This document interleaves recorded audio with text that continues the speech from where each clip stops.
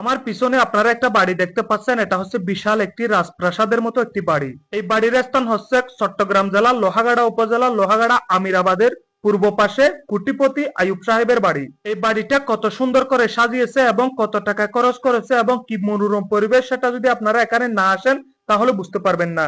এই বাড়ির যে গেট আছে সেই গেটও মনে হয় কমপক্ষে 1 কোটি টাকা মতো খরচ করা হয়েছে। এই স্থানে যখন আপনারা আসবেন তখন আপনারা মনে করবেন ওয়াশিংটনের একটি রাজপ্রাসাদে আপনারা অবস্থান করতেছেন।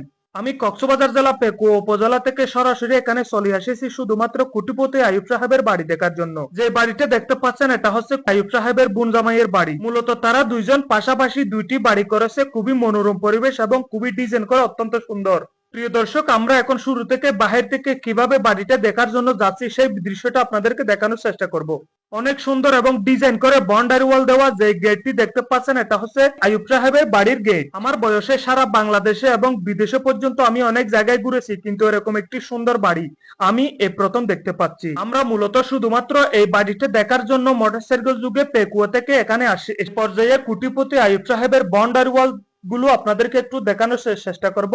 ভিতরে অনেক সুন্দর করে ফুলের বাগান করা হয়েছে এবং বাউন্ডারি ওয়ালের বাহিরেও অনেক ফুলের বাগান করা হয়েছে, আপনারা দেখতে পাচ্ছেন। যে বাউন্ডারি ওয়ালটা দেখতে পাচ্ছেন এটা হচ্ছে কোটিপতি আইয়ুব সাহেবের বোন জামাইয়ের বাড়ির বাউন্ডারি ওয়াল। এই বাড়িটা দেখলে মনে হবে আপনি বাংলাদেশের কোনো বাড়িতে নয়, বিদেশি কোনো একটা আমেরিকা বা ওয়াশিংটনের একটি সুন্দর একটি বাড়িতে আপনারা অবস্থান করতেছেন।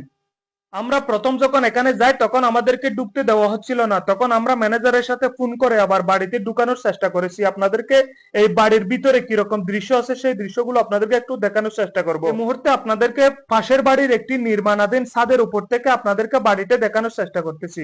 কে এই আইয়ুব সাহেব সেই বিষয়ে আপনাদেরকে এখন বিস্তারিত বলবো। এই আইয়ুব সাহেব হচ্ছে সৌদি প্রবাসী একজন রেমিটেড যোদ্ধা। সৌদি আরবে ওনার অনেক বড় ধরনের বিজনেস রয়েছে, সেজন্য উনি এখন বর্তমানে কোটিপতি আইয়ুব নামে বললে সবাই চিনে।